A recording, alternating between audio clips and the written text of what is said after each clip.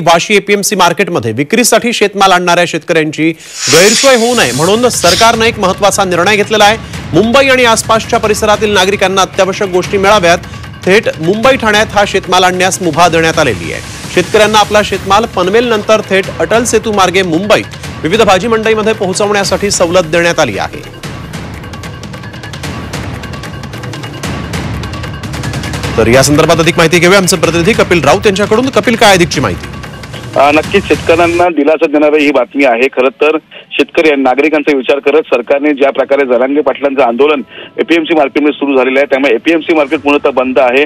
तिथे त्या भाजींच्या ज्या गाड्या आहेत, वस्तूच्या ज्या गाड्या जात नाहीत, त्यामुळे आता थेट जो नवीन सेतू सुरू आलेला त्या नवीन सेतूद्वारे पनवेलवरून थेट आता मुंबई, ठाणे आणि जवळच्या नगरपालिकेच्या मार्केटमध्ये हा माल उतरवण्याची मुभा सरकारने दिलेली आहे। त्यामुळे एकंदरीत नागरिकांचेही हाल होणार नाहीयेत आणि जो शेतकरी आहे, जो भाजी विक्रेता आहे, यांचेही हाल होणार नाही असा मधला मार्ग शोधलेला आहे सरकारने आणि अशा प्रकारचा GRS काढलेला आहे। बिलकुल, धन्यवाद कपिल आपण दिलेल्या सविस्तर माहितीसाठी।